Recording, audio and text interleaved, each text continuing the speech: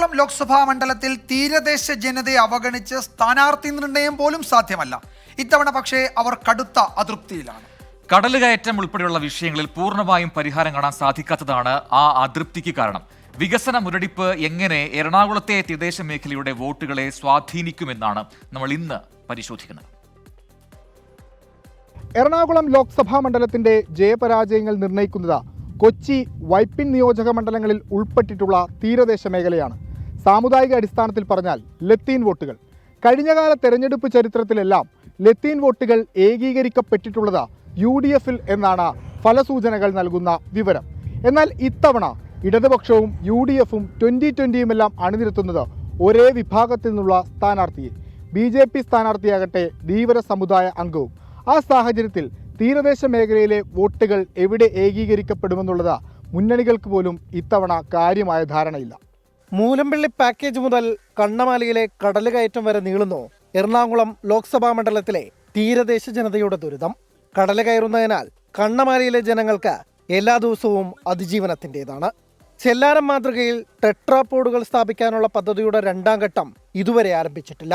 അടുത്ത മഴയിൽ കടൽ ആർത്തലച്ചെത്തിയാൽ പലരുടെയും വീട് നിലം പതിക്കും.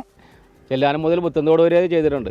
പിന്നെ അവിടെ നിന്ന് പുത്തൻതോട് മുതൽ CMS വരെ പാസ്സായെന്നും പറഞ്ഞ് എല്ലാ രാഷ്ട്രീയക്കാരും, ഇന്ന് രാഷ്ട്രീയക്കാരും എല്ലാ രാഷ്ട്രീയക്കാരും ഇത്ര കോടി രൂപ പാസ്സായിട്ടുണ്ട്, നവംബറിൽ തുടങ്ങും, ഡിസംബറിൽ തുടങ്ങുമെന്ന് പറഞ്ഞിട്ട് ഇവിടെ വന്ന് പറഞ്ഞ് പോസ്റ്റർ മുതലായി അടിച്ചാണ്. ഇപ്പോൾ വരക്കും ഇതുവരക്കും തിരിയാട്ടില്ല. ഒരുപാട് കല്ലുകളെല്ലാം മണ്ണോട് അടിഞ്ഞ് കിടക്കുകയാണ്. ഒരു ചെറിയ കടലിൽ വന്നാൽ കയറി ഇറങ്ങി അങ്ങോട്ട് പോകും. പിന്നെ മണ്ണ് കയറണ ദുരിതം. ഈ മണ്ണെല്ലാം കയറി നമ്മുടെ മുറ്റത്ത് വന്ന് നമ്മ അണ്ണന്മാരെ നിർത്തി മണ്ണ് ഈ വാടയിലേക്ക് അടുപ്പിച്ച് അങ്ങനെ കുറേ നഷ്ടങ്ങൾ വരും. സർക്കാരിൽ നിന്നൊന്നും പ്രതീക്ഷിക്കണ്ട.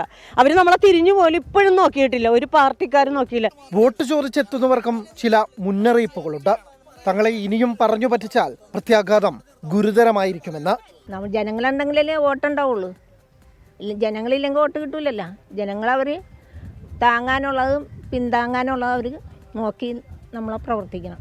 ഇനി വോട്ടുകാർ വോട്ട് വന്ന് ചോദിച്ച് വോട്ട് ചെയ്ത് എവിടെ പോകാൻ ഞങ്ങൾ ഒരു വോട്ടിനും മനിയില്ലെന്ന് പറഞ്ഞ് എനിക്ക് നടന്ന് വരാനും പാടില്ല, വോട്ടിനും മനിയില്ല, എനിക്ക് ഒന്നും ചെയ്തും തരണ്ട, നിങ്ങളുടെ കാര്യം. അപ്പോൾ അവർ ചിരിച്ചിട്ടുണ്ട്, അവരങ്ങോട്ട് പോയി. തീർന്നില്ല. 1 വർഷമായി പൊളിച്ചിട്ട തോപ്പുംപടി ഹാർബർ നവീകരണം ഇഴയുകയാണ്. അതിനാൽ വലിയ ബോട്ടുകൾ എത്തുന്നില്ല. മത്സ്യത്തൊഴിലാളികൾ കടുത്ത പ്രതിസന്ധിയിൽ. വ്യവസായ നഗരത്തിനാകെ മുതൽക്കൂട്ടാകേണ്ട പശ്ചിമ കൊച്ചിയുടെ ടൂറിസം വികസനങ്ങളും കടലാസിലൊതുങ്ങി. അക്കമിട്ട് നിർത്താൻ വികസന മുരടിപ്പുകൾ ഇനിയുമുണ്ട്. ഇക്കാര്യങ്ങളെല്ലാം പോളിംഗ് ബൂത്തിലേക്ക് എത്തുന്ന എറണാകുളത്തെ തീരദേശ ജനതയുടെ മനസ്സിൽ ഉണ്ടാകുമെന്ന് മുന്നണികൾ ഓർക്കണം. കടലേറി ഒഴുകാൻ നേരത്താ അല്ലെങ്കിൽ മഴ വന്ന് വെള്ളം പൊങ്ങാൻ നേരത്താ ഞങ്ങൾക്ക് അവരുടെ ചോറും പൊതിയല്ല ആവശ്യം. ഞങ്ങൾക്ക് വേണ്ടത് ഇതാണ്.